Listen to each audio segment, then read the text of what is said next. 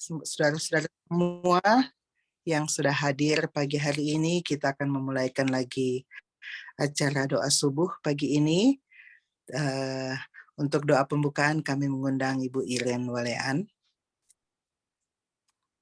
Oke, mari kita sama-sama berdoa. Tuhan, Allah yang kekal, Allah yang Maha Pengasih, Allah yang adalah Khalik pencipta kami. Terima kasih Tuhan, Tuhan telah memimpin masing-masing kami dalam istirahat kami, dalam pekerjaan kami, hingga kami semua dapat bangun pada pagi ini dengan tidak kurang suatu apapun. Tuhan, kami ingin mendengarkan sabda-Mu yang akan dibawakan oleh Pendeta Sarjono. Siapkan hati pikiran kami Tuhan dengan roh-Mu yang suci, agar apa yang kami dengarkan nanti Tuhan tidak lalu dengan sia-sia. Dengan bantuan roh-Mu yang suci dapat kami hidupkan dalam kehidupan sehari-hari, dan kami dapat Tuhan pakai menjadi alat dan terang berkat bagi sesama kami manusia, khususnya dalam kehidupan kami sepanjang satu hari ini. Ampuni segala dosa kesalahan kami Bapa, agar doa-doa yang kami layangkan dan yang akan kami pohonkan sebentar, Tuhan jawab sebesar kasih dan kemurahan-Mu saja. Kami juga ingin mendoakan untuk teman-teman kami, saudara-saudara kami yang belum bergabung, kiranya Tuhan mau ingatkan mereka dan Tuhan mau hantarkan mereka, agar mereka dapat bersama-sama dengan kami menerima berkat-berkat yang Tuhan telah siapkan pada pagi hari ini. Terima kasih Tuhan telah mendengar menjawab doa kami, sempurnakan doa ini Bapa. Ini semua kami serahkan dalam nama Yesus, Juru Selamat dan Penebus dosa kami. Amin. Amin. Amin. Ya, kita dengarkan lagu pembukaan.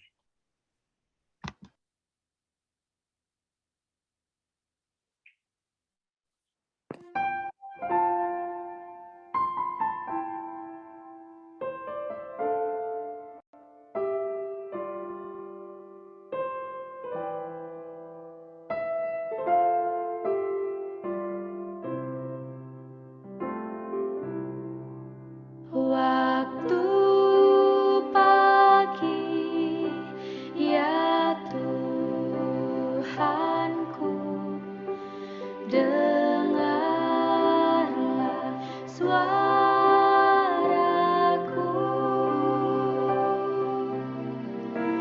menyampaikan doa teduh dan pandang wajah-Mu.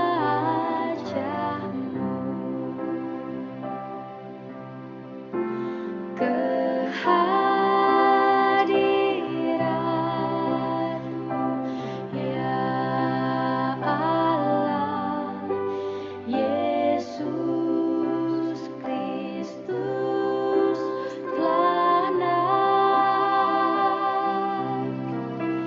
menghadapkan permohonan segala orang baik yang kasih dan takut Tuhan, beroleh rahmat-Nya, diberikannya perlindungan dalam pimpinannya,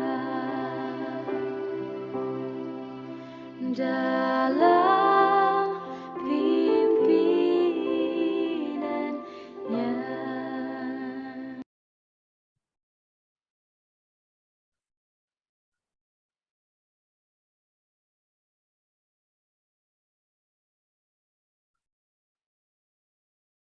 Oke.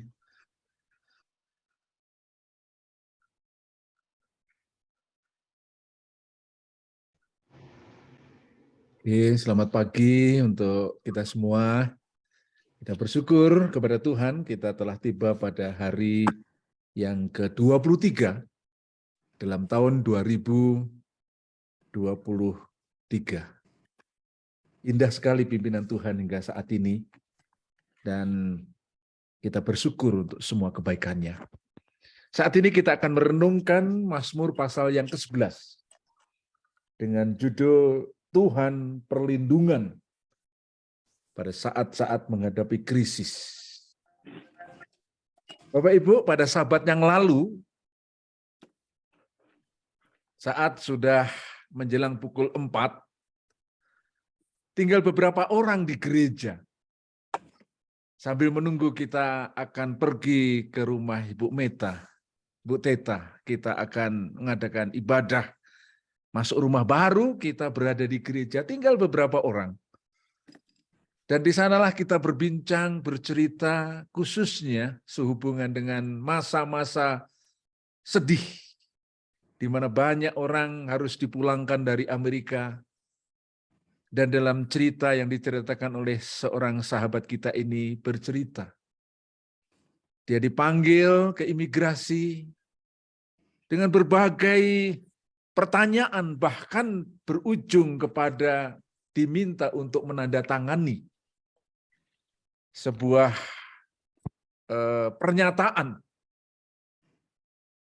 Setelah diminta untuk menandatangani, maka ternyata dia sangat bijaksana. Dia membaca apa yang akan ditandatangani itu dengan teliti, dan dia dapati bahwa kalau saja dia bertanda tangan berarti dia harus pulang ke Indonesia. Oleh sebab itulah maka dia berkata kepada pihak imigrasi, kenapa saya harus menandatangani ini sedangkan Anda sudah memberikan kota ini? Seharusnya tidak demikian. Akhirnya pihak imigrasi mengganti surat itu.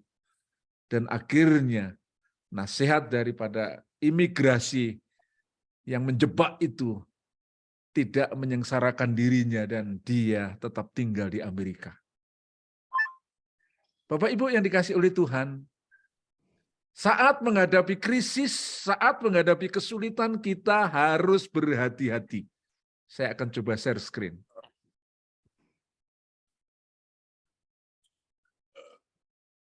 Saat kita menghadapi kesulitan hidup, saat kita menghadapi problema seperti teman kita ini yang saya tidak sebutkan namanya, bagaimana atas tuntunan Tuhan dia baca, tidak sekedar tanda tangan.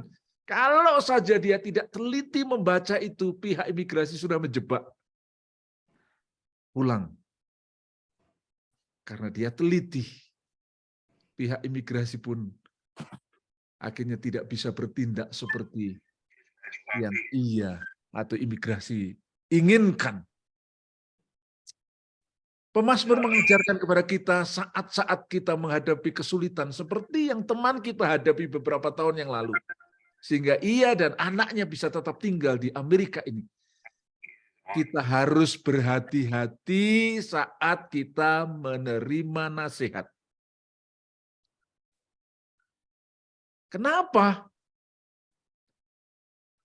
Seringkali nasihat itu adalah nasihat yang tidak sesuai dengan prinsip-prinsip kebenaran.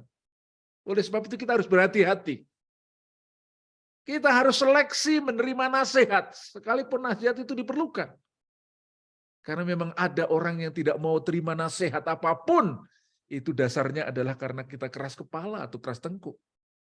Tetapi dalam berbagai masalah kita perlu menerima nasihat. Namun jangan kita itu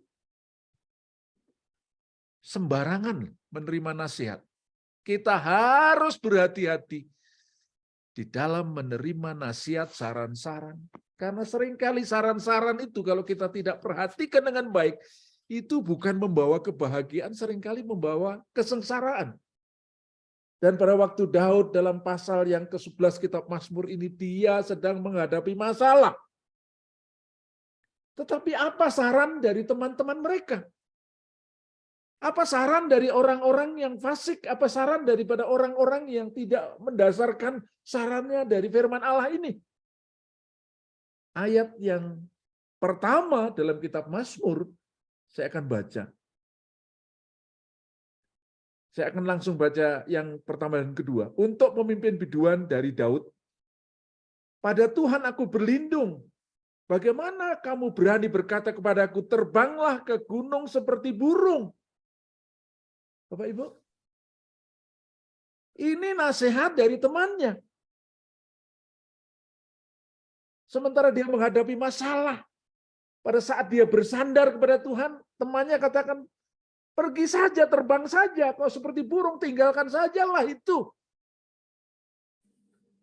Bukankah ini juga yang sedang dihadapi oleh teman kita yang sedang berada di kantor imigrasi? Bukankah ini juga lah nasihat dari keluarga kadang-kadang datang? Nasihat dari teman? Bahkan Bapak Ibu, pernah kami memiliki teman jurusan kependetaan ini, sudah kuliah, sudah kerja ini. Dia punya anak 3 perempuan semua. Ibunya berkata, nak, kita kan perlu anak laki-laki, nak. Kenapa kamu tidak tinggalkan istrimu saja, nak? Kita perlu anak laki-laki, nak. Bapak Ibu, kadang-kadang nasihat bisa datang dari orang tua loh, datang dari siapa saja loh. Tapi nasihatnya adalah terbanglah ke gunung seperti burung. Ada nasihat-nasihat yang tidak bijaksana kita terima. Untuk kita meninggalkan prinsip-prinsip kebenaran untuk mengikuti nasihat mereka. Kita harus hati-hati terima nasihat, tidak semua nasihat harus kita terima. Kalau nasihat itu tidak berdasarkan atas kebenaran firman Tuhan, kita harus berhati-hati.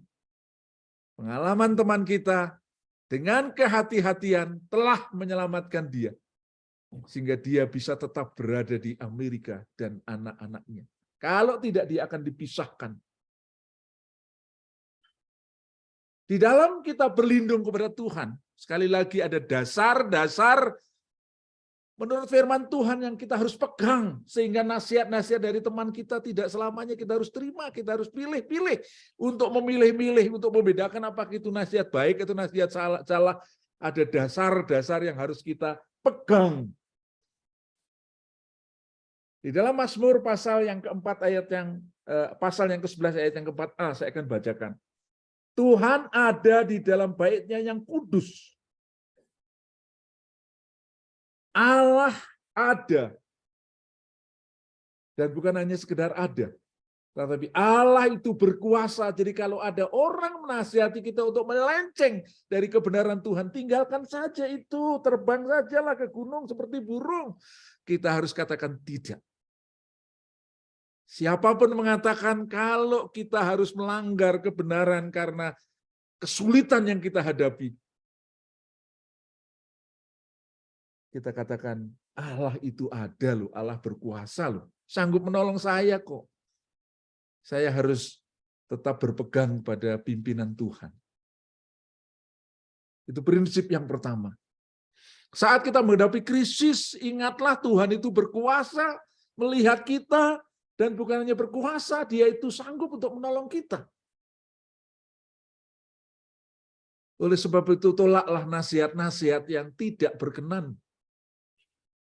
yang coba untuk memisahkan kita atau coba untuk menyengsarakan kita. Kemudian pasal yang ke-11 ayat yang ke-4 sampai ayat yang ke-5.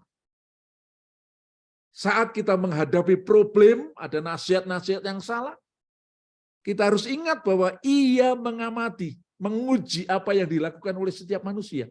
Saya akan baca ayat yang ke-4, bagian B, dan ayat yang ke-5.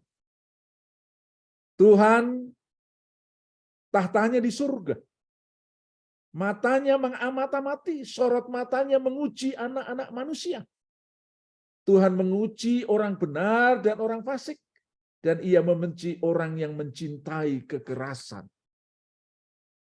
Allah memperdulikan kehidupan kita umatnya. Ia juga ada Allah, dia adalah juga Allah yang kudus. Dan dia membenci orang-orang yang melakukan kekerasan. Seleksi setiap nasihat. Allah memperdulikan kehidupan kita.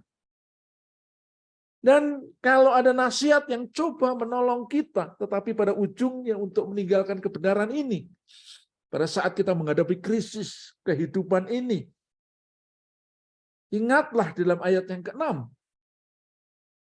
ia menghujani orang fasik dengan arang berapi dan belerang. Angin yang menghanguskan itulah isi piala mereka. Jadi kita harus ingat, kalau orang menganjurkan kita untuk berlaku menjadi orang-orang fasik, kesulitan yang kita hadapi, tapi anjurannya supaya kita meninggalkan Tuhan. Ingat bahwa orang-orang yang meninggalkan Tuhan, akhir daripada kehidupannya pada waktu Tuhan datang yang kedua kali nanti, Tuhan akan menghanguskan mereka, menghujani mereka dengan arang berapi, belerang, angin yang menghanguskan, itulah isi piala mereka. Ingat, inilah yang dianjurkan oleh pemazmur. Seleksi itu setiap saran, seleksi setiap nasihat. Jangan-jangan itu menjerumuskan engkau yang berujung kepada hal seperti ini.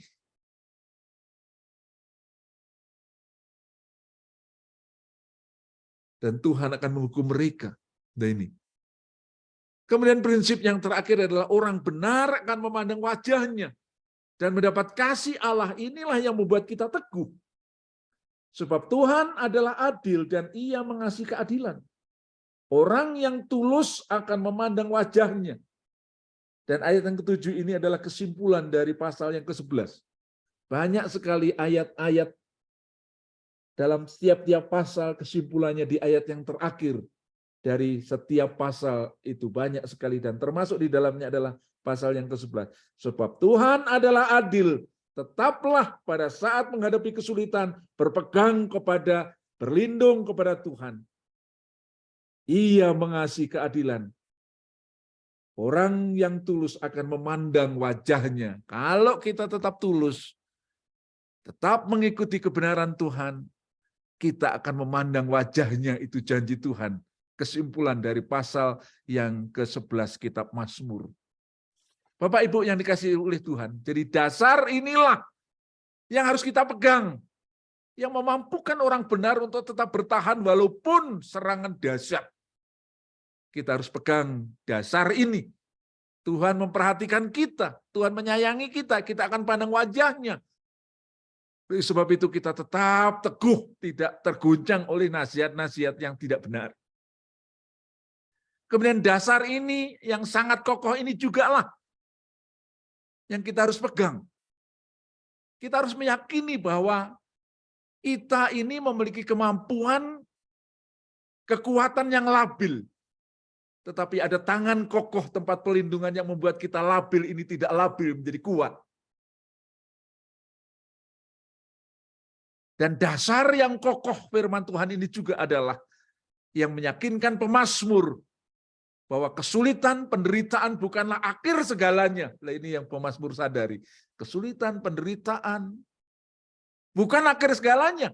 Sebab akhir dari segala-galanya adalah ketika kita memandang wajahnya. Itu akhir dari segalanya. Oleh tetap itu, mari kita tetap pandang wajah Tuhan. Karena tidak lama lagi Tuhan akan datang. Bila mana ada nasihat-nasihat yang tidak benar ditiupkan oleh teman, sahabat, atau barangkali orang yang sengaja menjerumuskan kita, berhati-hati, jangan goyah. Pandang kepada Yesus, ikuti prinsip-prinsip kebenaran ini. Itulah yang akan menolong kita. Satu kali kelak, firman Tuhan katakan, orang yang tulus akan memandang wajahnya. Dan inilah harapan kita semua. Tuhan memberkati kita, dan biarlah hari ini boleh menjadi hari penuh kebahagiaan bagi kita. Kita tunduk kepala, kita berdoa bersama-sama. Tuhan, kami mengucap syukur untuk hari baru, hari yang ke-23. Firman-Mu dari kitab Mazmur pasal yang ke-11. Engkau menginginkan kami menjadi umat Tuhan yang tetap tulus, tetap setia. Karena Engkau menjanjikan bagi kami semua akan memandang wajah-Mu. Dan itulah akhir dari segala yang kami akan alami di atas dunia ini. Kebahagiaan dan sukacita, dan Engkau adalah sumber pertolongan kami. Kami mengucap syukur dan mohon berkat-Mu sepanjang hari ini, agar kami dengar-dengaran terhadap nasihat-Mu, bukan nasihat-nasihat orang fasik yang menjerumuskan kami. Dalam nama Tuhan Yesus, kami mengucap syukur dan mohon berkat. Amin, amin, amin, amin. Amin. Terima kasih Pendeta. Pelajaran yang sangat. Amin. Baiklah, yang akan berdoa pada pagi hari ini, pertama Saudari Debbie dan kedua ditutup oleh Pendeta Sarjono.